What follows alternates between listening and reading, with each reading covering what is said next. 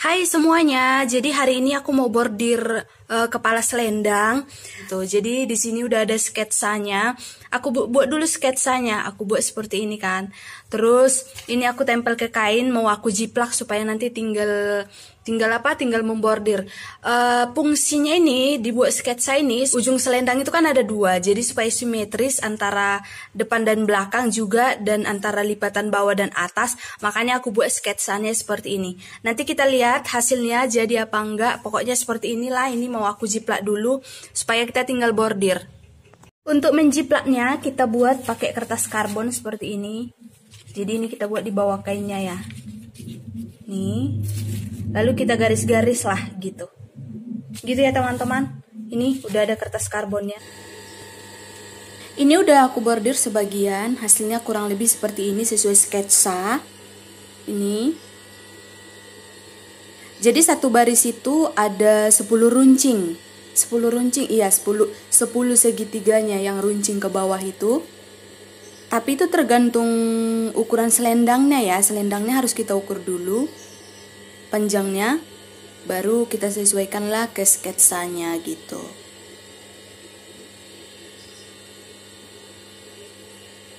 Ini masih harus diproses lagi sih nanti buat lubang-lubangnya.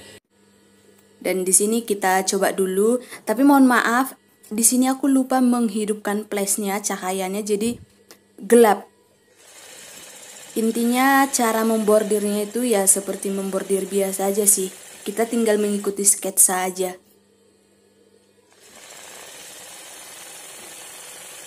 Kita ikutin garis-garisnya yang udah kita jiplak tadi. Udah gitu setelan benangnya kita buat jangan terlalu lebar gitu. Gelap ya teman-teman.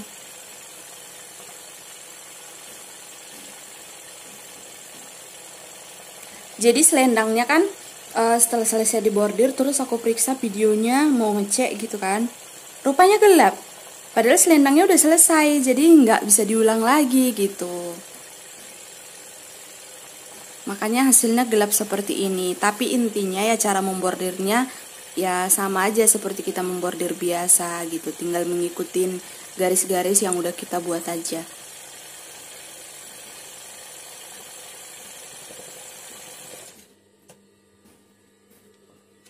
Dan di sini aku pakai benang emas ya, benang metalik, benang bordir metalik.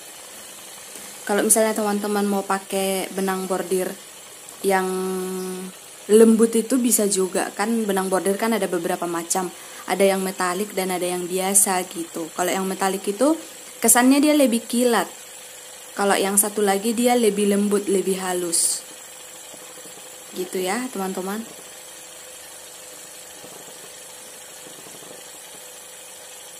Dan satu lagi, kalau misalnya buat bordiran selendang seperti ini, harusnya kainnya itu biasanya kainnya itu kain abutai namanya. Tapi di sini aku pakai kain velvet ya. Jadi sedikit agak berkerut dia. Kalau untuk bordir-bordiran seperti ini, bordiran selendang, bordiran baju, yang untuk baju gitu, tempel baju, itu biasanya pakai kain abutai. Abutai itu lumayan murah juga sih.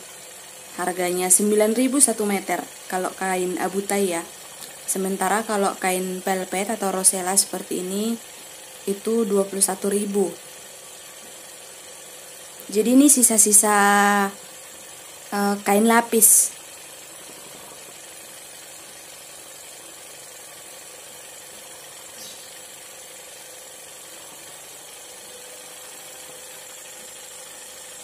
Kalau udah selesai kita buat lingkarannya atau gambarnya gitu, jangan lupa bordirannya dikunci. Nih goyang, udah goyang, gelap.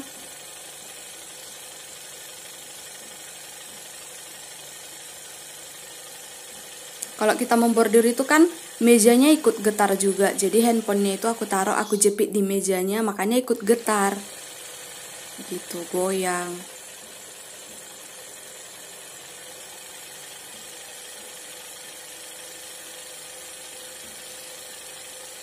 Kalau kalian nggak bisa mengambil ilmu dari proses membordirnya, di sini aku jelasin bagian-bagian bordir supaya kalian juga bisa mencoba gitu. Untuk jarum mesin bordir yang aku pakai itu nomor 11. Mereknya Organ. Benangnya benang gold metalik, benang bordir metalik. Untuk kainnya di sini Rosella. Rosella atau velvet ya, sama aja sih. Tapi kalau kalian mau coba, kalian pakai kain abu tai yang tadi aku bilang. Gitu ya.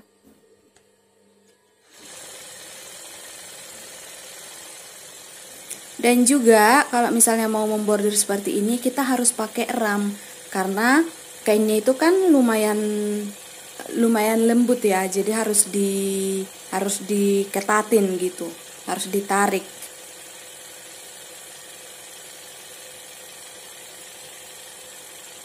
Biar nggak terlalu berkerut, gitulah intinya. Biasanya kalau tempat-tempat bordir yang profesional itu ada ramnya yang besar. Jadi ramnya itu biasanya itu dililiti kain supaya ketat. Kalau ini kan aku pakainya yang kecil, udah gitu ya biasa aja setelannya. Jadi amatiran lah kalau yang ini. Teman-teman bisa lihat kalau ke tempat-tempat bordir yang udah profesional, itu ramnya itu besar. Aku rasa diameter 50 ada. Saking besarnya. Jadi kita nggak bolak-balik memindahkan ram gitu.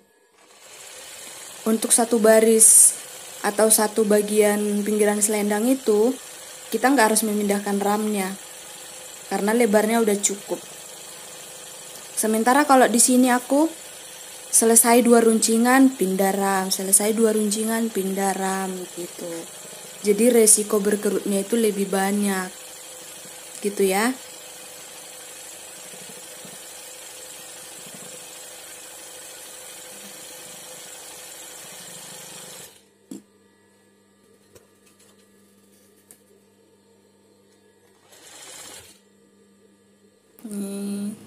Kita lanjutkan.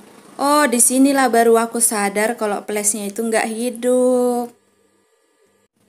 Nih, ini baru masuk flash.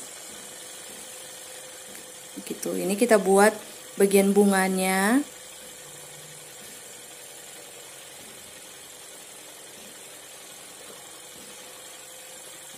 Jadi kalau untuk hasil bordiran yang seperti ini, semakin bagus sketsanya, maka semakin baguslah hasilnya. Karena kita kan tinggal mengikuti garis-garis saja. Kalau teman-teman misalnya berbakat menggambar, gambarnya cantik, ya otomatis nanti bordirannya juga cantik. Gitu. Ada orang yang langsung menggambar sketsa itu langsung di kain, setelah diram, setelah diketatin seperti ini, baru langsung digambar. Ini terakhir kita buat kayak renda-rendanya. Kalau misalnya ini pinggiran selendangnya mau dibuat rumbai atau benang rumbai, ini yang lagi aku kerjain ini bisa dibolong-bolongin. Jadi di situ nanti bisa dibuat benang-benangnya atau rumbainya. Ini asli ngeblur. Oh.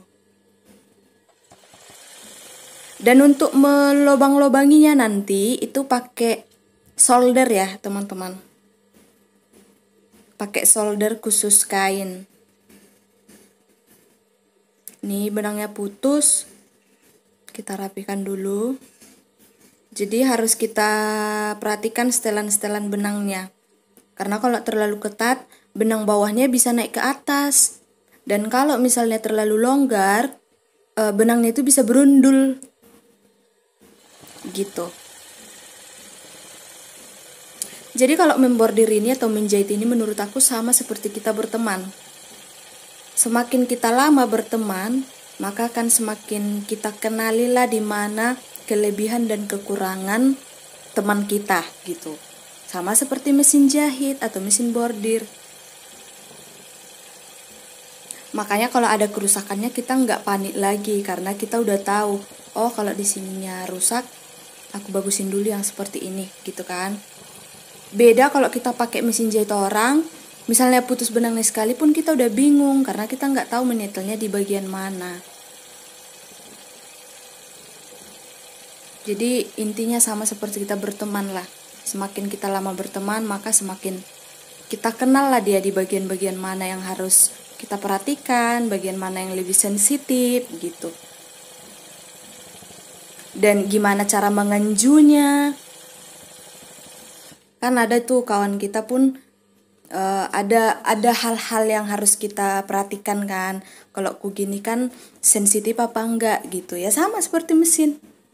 Dan inilah hasilnya teman-teman. Nih. Amatir sih tapi lumayan lah ya untuk hal-hal yang darurat bisa lah. Oke, dan setelah selesai hasilnya seperti ini. Di sini udah aku bordir pinggiran selendangnya. Dan inilah yang tadi kita bordir. Di sini udah aku bolong-bolongin pakai solder. Setelah kita tempel seperti ini. Jadi fungsi sketsa tadi yang aku bilang, itulah supaya bagian bawah dan atasnya itu seimbang, saling menimpa gitu. Oke, terima kasih buat kalian semuanya. Mudah-mudahan bisa diambil ilmunya gitu, walaupun bukan dari proses bordirnya, tapi dari cerita-cerita yang aku bagikan. Dan sekarang akan kita coba pakai dulu. Mari kita bandingkan sebelum dan sesudahnya. Kalau yang ini sebelum kita ganti bordirannya. Jadi ini bawaannya, rumbai bawaannya. Dan balik ke selera lagi, ada orang yang suka bawaan yang seperti ini. Ada orang yang maunya diganti gitu, diganti dengan bordir-bordiran, pinggirannya juga dibordir.